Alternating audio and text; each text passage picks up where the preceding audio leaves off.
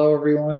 Thank you all for joining us. It's our July edition, if you will, or the start of quarter three here of 2024. Thank you all for joining. And yeah, I guess we have a new face in the room, Amanda Berry. Would love to just sort of introduce her and her team and what all happened. So Amanda, if you could tell us a little story of how long have you been in the business? I guess where you were before, if you will, and I guess you decided to join us when? Sure, absolutely. Well, first of all, I started in the advisory business back in 2005, but officially I joined Steve Doyle's team in 2009. So about 15 years ago, was working in an office with primary advisor Stephen Doyle. A lot of people may be familiar with him. And we worked together closely over the years to transition the practice over the past several years. And he recently retired. And upon the retirement, we officially joined Strategic Wealth Group. Now, we have actually partnered with them several years back, I think back in 2017, to work again towards this transition. And really found it was just such a great fit with our team and our team members and our culture and how we serve our clients. And it seemed to just work really well.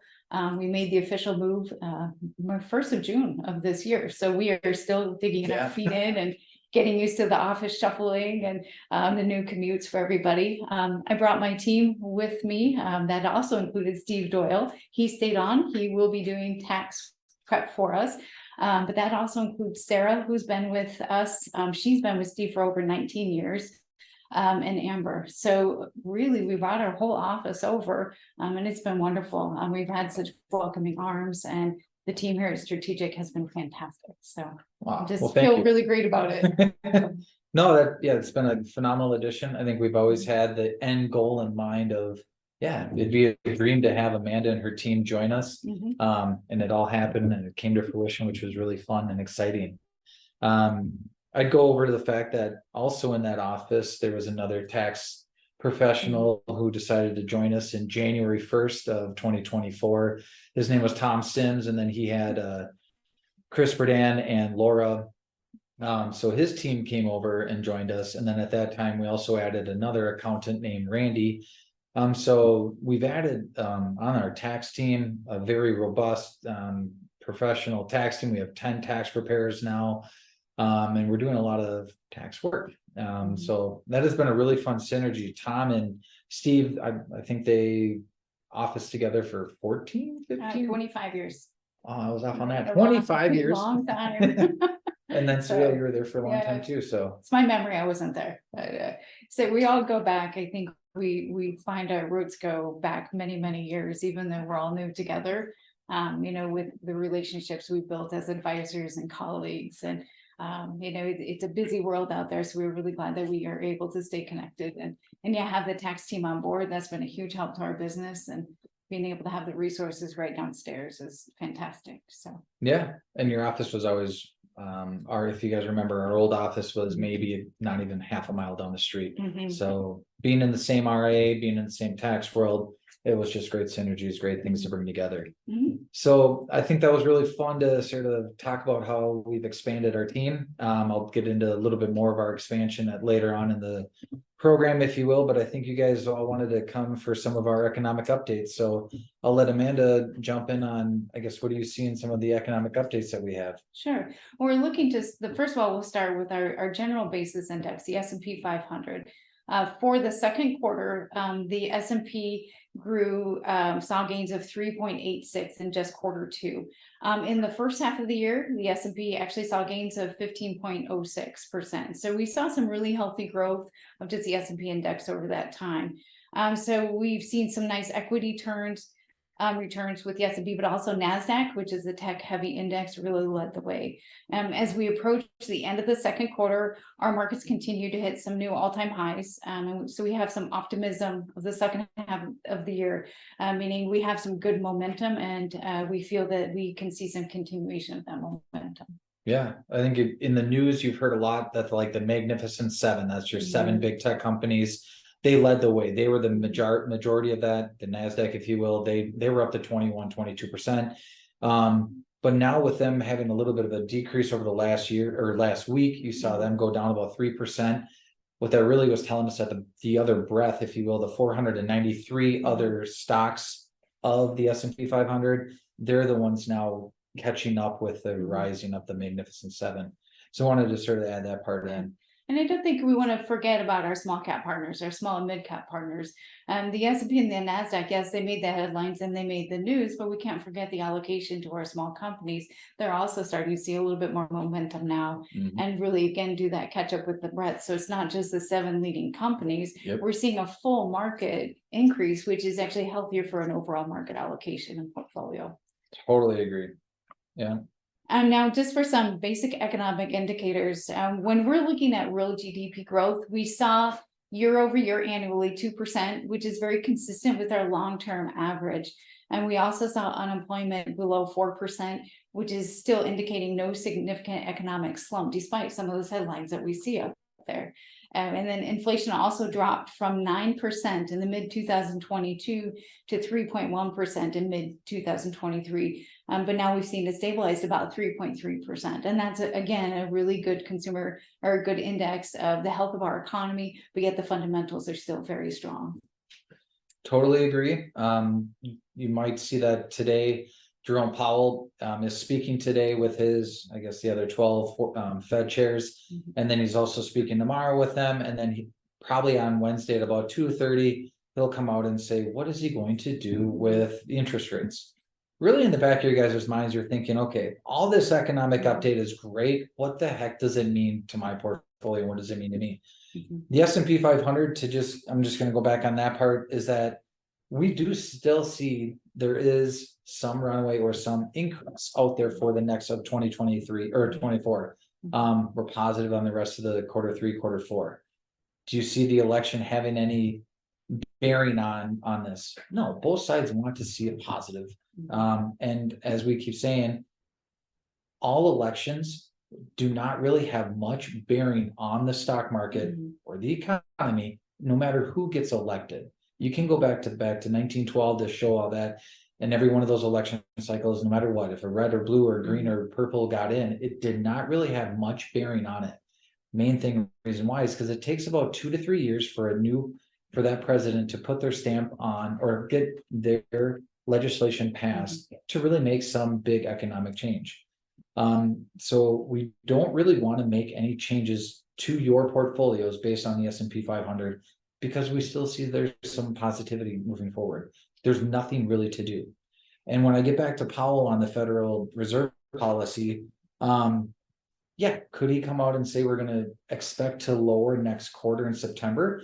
Could we lower the short-term interest rate or the long-term interest rate? He could come out and say that. We're expecting that he may, because as Amanda was pointing out, a 3.3% growth in the GDP. You're going to see unemployment. Maybe it's 4, maybe it's 4.1, 4.2%. That is okay that it is going up a little bit. But the biggest thing is that inflation is down at 3.3, 3.1. And now we do want to spur some economic activity by lowering that rate by 0.25%. And by spurring that economic activity, gets the economy going again, and the S&P 500 or your portfolio will possibly go up. We don't want to say that there is a perfect correlation between the two. But with that being said, we don't really see that if the Fed holds rates longer, great, no problem. They will eventually lower rates. Maybe it's Q1 of 25, maybe it's Q2 of 25, maybe it is right before the election. Who knows? We don't know exactly. Again, I guess a lot of the biggest thing is there's a lot of misinformation to the consumer out there today, but we are very, very strong. We have a very strong economy. We still have 79% of the world using our currency for trading partners. That is really big. I guess I really don't have much else out there other than it really, really stinks that we have 2 wars out there. We wish we could get some resolve for that, but we are very positive on the economy moving forward. Anything you would like to add on that? I completely agree. I think there's a lot of positive momentum in the economy. There's some global geopolitical events that are out of our control. That could be a factor. That's always a factor. But also, I feel like, again, we talked about a little bit of misinformation. that is out there. And I think also sometimes we get a little nearsighted where we just come from a very, very low interest rate environment for a very long time. And sometimes that's all we remember, but we're really still in a comfortable interest rate environment, comparatively speaking, if you go back in history. So, here as, advisors, we're not completely concerned that if we don't drop in the next quarter or have those interest rates cut in the next quarter or 2 quarters, again, this still speaks to the fundamentals of the market and the economy. We're still in that normal zone. This is not anything outspoken or out of normal. Going back to that idea of misinformation for consumers, these are discussions we have all the time with clients. And I thought these statistics of, this was a poll that was done in May of 2024. It was conducted by Harris for the Guardian newspaper. Many of the consumers think that the market and the economy are in much worse shape than we actually are. They found that 49% of Americans think that the stock market is down for the year, when it's actually up over 15%. And 72% of Americans think inflation is still rising, back to anchored on the 2019 prices. And again, we just talked about the economy is doing well, inflation's going down, but this misinformation is coming at us from all angles, all the time, every day. It's on your phone, it's in front of you, it's news feeds. And we have to remember that negativity sells, and that misinformation is prolific. There may be some specks of truth in that, but that's where it comes down to individually. Is that important to you? And where do we find the information in this, the truth in this information? And again, where we take all of these news feeds and how does that apply to us and how we're handling our personal finances? We can't take a broad stroke or over everyone and have the same advice for everyone or the same outcome for everyone. Again, when you're taking these things from news feeds and everything that's given out, I think, again, we really need to filter through and find what's important and find where we're actually at. And that's why we like numbers. We like the statistics and we like facts. And that's why we have some really positive facts. Even though you're hearing the economy is doing so poorly, actually the economy is doing really well, fundamentally. And in nature, I think we'll continue to go on that route. You go back to anchoring back on 2019 prices, because that was pre-COVID. Everybody remembers COVID. And everybody remembers what a gallon of gas was 2019 or pre-COVID. Yeah, it was $1.78. Okay, today it's like $3.90. And so everybody's like, oh my gosh, the economy must be doing that much worse. Right.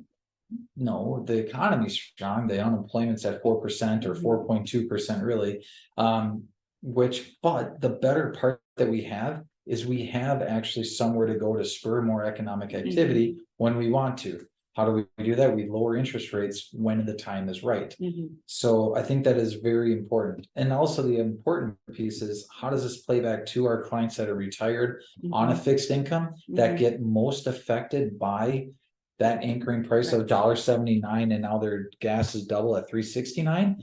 We have the plan in place to we do have the plan in place to outpace inflation, to make sure we're giving the raises. And we also have pockets of the portfolio to draw from to give during any market condition. So when we do have a pullback in the market of 10, 15, 20, maybe even 30%, we know we have a spot to pull that cash from. So you do not have to be worried about, oh my gosh, the market went down 30%, or the market could go down 30%. So we don't have to worry about that part. Correct. And inflation is one of our biggest factors when we're doing our planning. We always think about inflation. It was not top of mind prior to 2019, because in my memory, we had 10 years of very little inflation prior to the pandemic.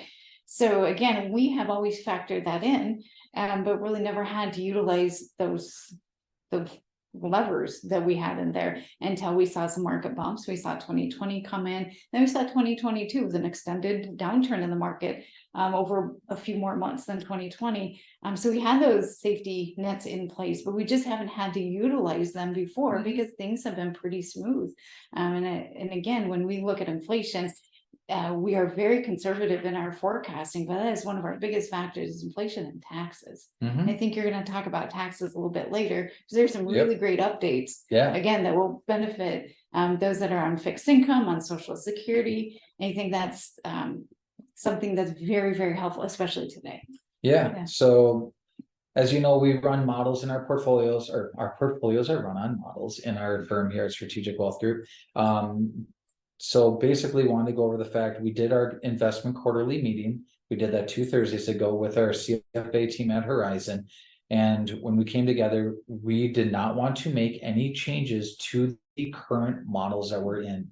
The drifts in the portfolio of like how tech has grown by 20% in the large cap, or the S&P has grown by 15. We like where those drifts are at inside the portfolio. If there is a rebalance needed, we'll bring those drifts back. But in majority of the portfolios, you're not going to see any trades or transactions. Well, I would say that if there is need for cash today, we are selling that higher or that very high appreciated tech sector part of the portfolio or the large cap part of the portfolio. Just because we've seen such beautiful increases.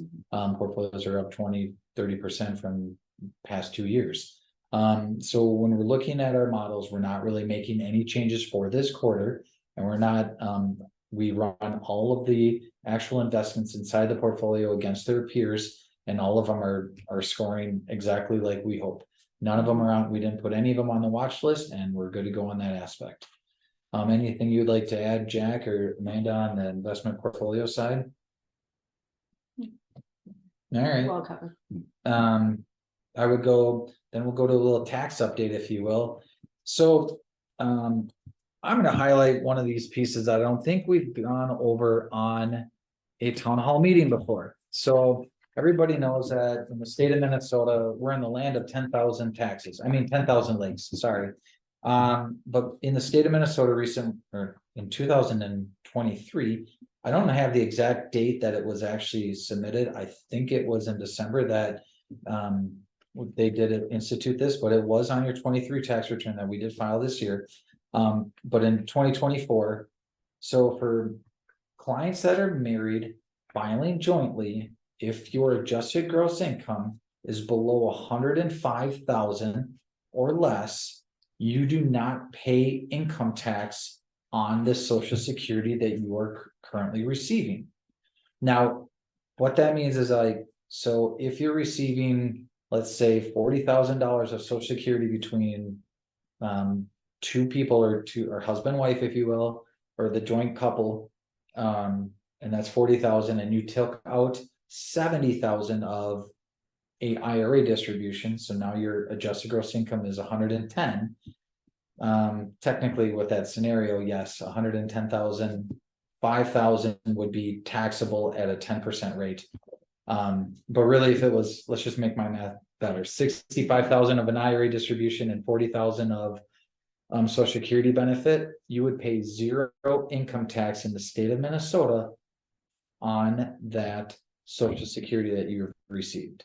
So a lot of people are talking about, oh, you can move to different states, about like South Dakota, you don't pay any income tax to the state. Louisiana is 45,000, Florida is 0. Minnesota really did a really nice thing for Social Security. So if you're below 105,000, married, filing jointly, 105 and below, and you're pulling Social Security, you'll pay 0 income tax on that Social Security piece. It's a very confusing thing from 105 to 141 for every $4,000 of increase in there. It's a 10% of the Social Security that you're paying, or will then be calculated that you're going to pay tax on at 6.1 or 7.1 or 8.1% tax. I know it's pretty confusing on that. It is confusing for everybody, but really, definitely that's the beauty of having, I would say 9-10 CPAs in our 9 or 10 tax professionals in our office, that we go through this and we do the tax returns. And yes, it is a great part of the tax planning that we offer for our clients.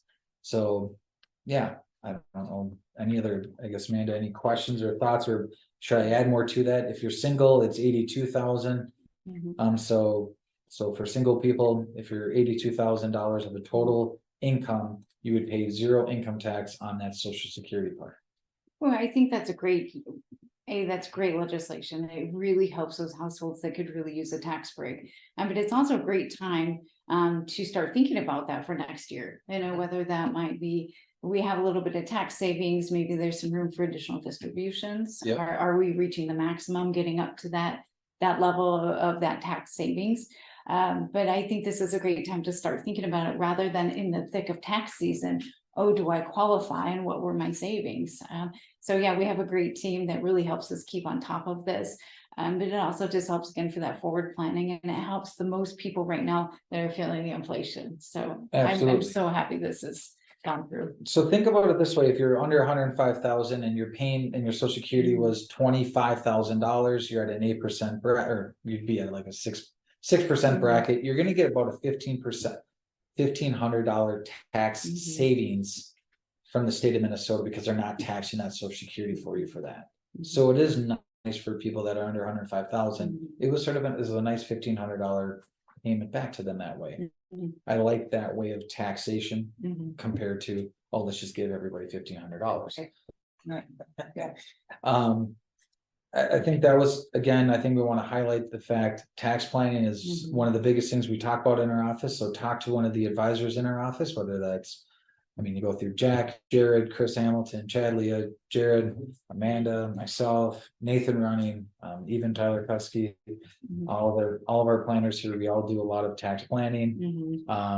Yeah, it's one of the biggest value adds we can add. Is that there's really, again, by my great mentor, Steve Boyd, we always said the largest erosion of your retirement wealth will be taxes. And if we can help mitigate some of that, that's absolutely what we spend a lot of time doing, is again, any little strategy that we can implement with that. But again, this makes me so happy that it wasn't a one shot, but they're continuing to work on that legislation. So another update is that extension deadline is October 15th for personal. Your Minnesota property tax deadline is August 15th. Again, if you did file with us as strategic tax or one of our tax preparers and you got our taxes done with our team, we automatically did that for you. So nothing to worry about there. For some clients, I guess that some clients that don't want to work with me on this aspect, quarterly payments are due. The next one is due September 15th. Like quarterlies.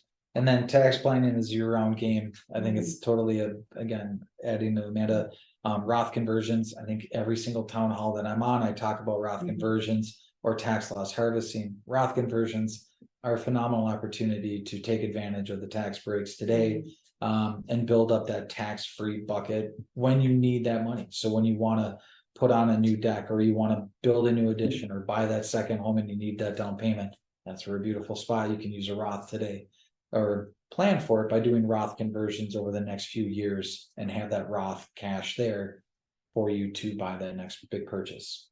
That also gives you another great opportunity in retirement to save a lot on taxes. If you have the ability to pull from separate buckets in retirement, you can really save a lot in the long-term taxation by having that Roth opportunity. If it makes sense, it can save you thousands and thousands of dollars down the road. But again, it's a matter of when it makes sense, if it makes sense for you. But that's a beautiful strategy for future income. Absolutely. That's when you can manipulate the tax bracket. I love doing that. Any other tax updates that you have, Amanda, you're thinking of, or anything else? No, it always comes up with property taxes. Again, if you've had taxes prepared with our team, you can still reach out.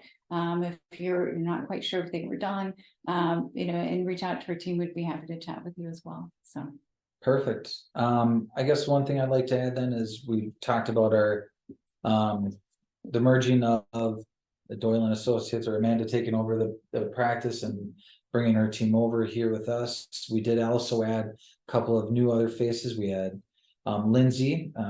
She's freshly added onto the team within the last 2 or 3 weeks here. She's going to be heading up our she's heading up the phones, if you will. So she'll be the first voice, hopefully, that you'll hear that's answering the phones then. And we also, Afton, at that same time, July 10th, she's heading up a lot of our marketing efforts. So if you see 2 newer faces, that's not as the people that we were talking about before with Sarah and Amber, or Chris or Tom, or Oh boy, or Laura, we've added a lot of people in the past, yeah, so we have a lot of new teammates, a lot of new faces, it's a very fun, exciting time. And this really just helps us reach out more, be able to respond to you faster and just have more hands on deck. It's been such a great addition again, just to have that ability to, if we need to accomplish something very quickly, we have a lot of people to help with that. So it's been wonderful and great new faces. So. And we do have a fun open house event, I'll let Amanda talk We about do. that, yeah, so. We do, we have an open house, it will be on September, no, we're not in September, it's in August 6th, next Tuesday from 2 to 6. We will be hosting here, just come stop in, come see our new space. I know a lot of folks have been really curious about, what our space looks like, how our team is integrated, especially myself and Sarah and Amber, but also come meet the new team members or, existing clients, come say hello, who am I? Yep. What's our story? So we'll be having just some light food. Just come in for a few minutes or stay for a while. We'll have some outdoor seating. We'll have some outdoor grilling, brats, hot dogs, mild refreshments, minis. Anything else to add to that? Yeah, Well, everybody's tax team. welcome. Yeah, the whole tax team will be there. The whole building will be open to come see the new tax room. We're really excited about the build out. As you probably, if you've been here before or not, we kicked out some old tenants and we redid the whole new main floor as you first walk in. Very proud and excited about that whole addition, and then also upstairs here. So we'll have refreshments on both floors, and it'll be exciting to just, yeah, everybody mingling and meeting all the new teammates and faces. Yeah. So we'd love to see you here. And like I said, just it feels like we're a family. So we'd like the rest of our extended family to come in and join us. Yeah. I guess right now would be a great time to open it up for questions if we can do that right now. Is that a possibility? So we'll let people unmute themselves and we'll definitely try to take some questions. I guess gonna give another plug. It's off script here. We're gonna try to promote a lot of our social media presences that we have. So we'll be trying to do that. So if you can look us up on we can do Facebook, we can do Twitter, we can do LinkedIn. So those are the 3 social media aspects. Afton is really going to captain that and start driving a lot of information. So hopefully we can disseminate as much information to our clients on a timely basis as possible. So follow us, LinkedIn us, or what is it? Smiley face us on Facebook, or what is it? Like us. Yeah. I'm just joking. So anyways, yeah, that'd be great. Yeah. Friend us on Strategic Wealth Group. Yeah, just want to give that plug on the social media side. So anybody, any questions, unmute everybody if you'd like, and I guess we could take some questions if you'd like. Or you could, can they use the chat tool? Or use the chat tool in the chat box on the side.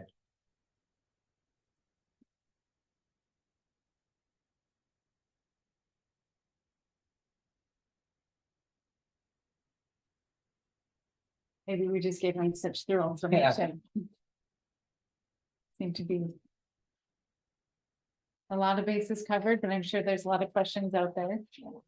Yeah, and again, we're always here to answer any questions. Any of our teammates are available. We do talk a lot about team. We talk about if I'm not available, there's always so many other people, or Amanda's not available. I mean, that's what we're here for, is talk to Amanda, ask her opinion or question, or vice versa. Yeah. And that's one of the great things too, is when Steve retired, I knew I wouldn't to have some other advisors to just stop in next door and ask for, what's your opinion? Have you heard of this? What's your take on this? And that's what's really great, is we have a lot of different opinions here. It seems to work out really well, a lot of open-mindedness. And we're always keeping each other up to date on things. But that was really great about the transition, because I've always had that next door to knock on, whether it be Steve or Tom, the tax answers. That's always been helpful. So yeah, you were very lucky on that aspect. yes, so I still have it. I brought them all. Yeah. So we got a question. Question was, do you use T-bills as short-term cash position? Treasury bills for short-term positions. Yes, we can. It's not 100% in our current models. Right now, we're using a fund that has some T-bills inside there. And yes, T-bills that are being issued within this last year are yielding north of 4.5, 4.8%. My opinion right off the gate, if you're looking to like customize a portion of that portfolio, we want to go long duration or long time frame of a bond position to capture some of that when Powell comes out or when the Fed comes up and decreases rates. You're going to get your most bang for your buck or price appreciation on that bond if we are very long on that bond or have a longer time frame of a bond. What I mean by that is a 10-year bond or 20-year bond. It's better to hold a 20-year bond today for that purpose, because we do know interest rates are going to drop and you're going to get that price appreciation in there. So I'm more of a big fan of using longer bonds. Bills are going to be that year term time frame. So I would agree. I also like the liquidity. There's a lot of other instruments that are very similar in offering, that offer a little bit more flexibility and liquidity, because we don't know where interest rates are going to be in 1 year. They may be similar, but I agree with the longer holding if we're looking at a bond fixed position. Yeah, absolutely. And we almost every investment that we use is snap your fingers available to you. We're not using something that's going to get locked up into like a big 10-year time frame. But then again, that's why we want to customize a lot of the advice or financial advice that we're getting, our financial planning to our clients, and say, hey, this in your situation, I would say let's use maybe $10,000 in bills, and then the rest of this safe money going long duration or long term, 10-year, 20-year for this, so we can get that price appreciation. Customizing is better for them. Cool. Great question. Thank you. Any more good ones? Love to. Yeah. Otherwise, we're definitely able to give back the rest of the time or the rest of your evening. Yeah.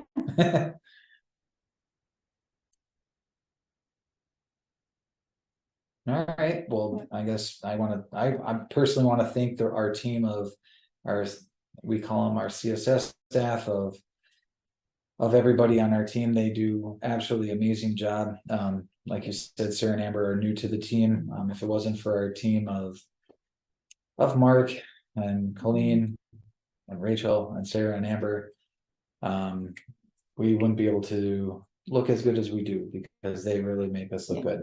I'd absolutely agree. I couldn't have done any of this without all of the help that was here, and it's been pretty amazing. We've gone through a lot to get here, and they are the backbone. So, and thank you for everyone. Thank you for inviting me to speak today. It was great to be a part of the team today as well.